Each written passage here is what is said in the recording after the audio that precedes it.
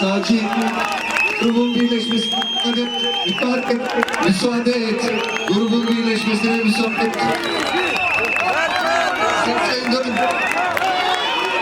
Evet, Çeker abinin olduğu yerdeki tüm çirkusunlar geniş bir çember attı.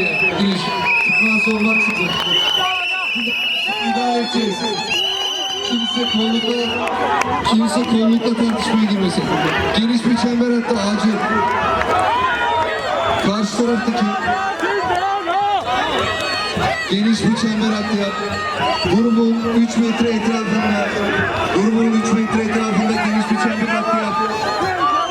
Gruba kimse temas etmesin.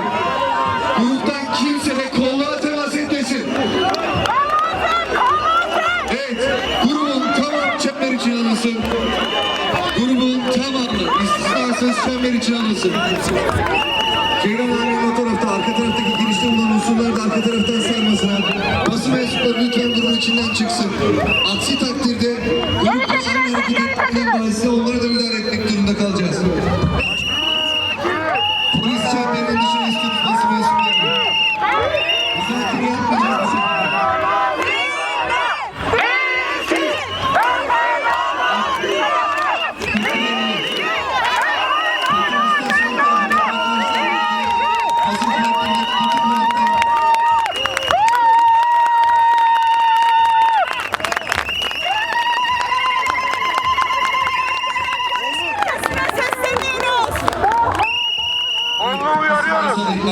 Anlık uzaklaşın buradan. Kanun dışı eylem yapıyorsunuz. Kanun dışı eylem yapıyorsunuz. Siz buradan uzaklaşın. Tüm gruba polisin yasal ve 3. ikaz tamamlanmıştır. Bu aşamadan sonra herhangi bir ikaz yapmaksızın oradan müdahale edileceğin bilincinde hareket edilmesini istiyoruz. Tüm gruba polisin yasal ikazdır. Evet, grubun tamamını sarıp grup içinden çıkışlara bu saat itibariyle müsaade etme. Yakın hattı tut, grubun içinden çıkışlara kesinlikle müsaade etmiyorsunuz.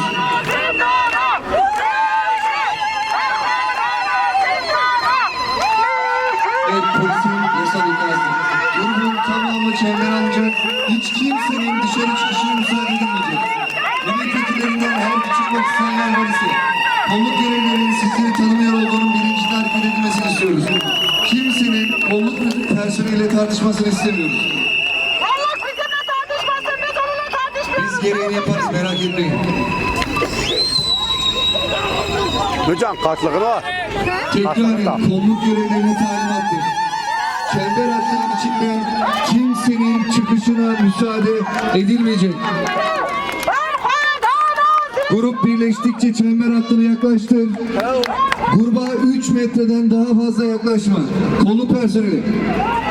Çember hattını grup küçüldükçe yaklaştır.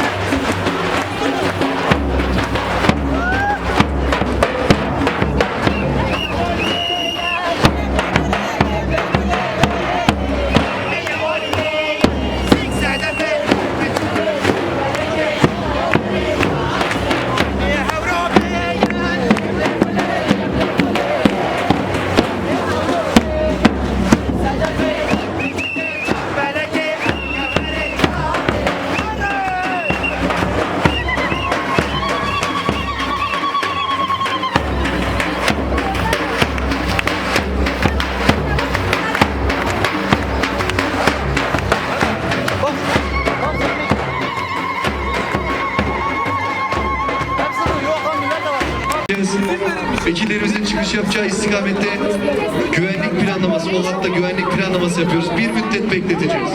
Rica ediyoruz. Bir müddet bekleyin. Size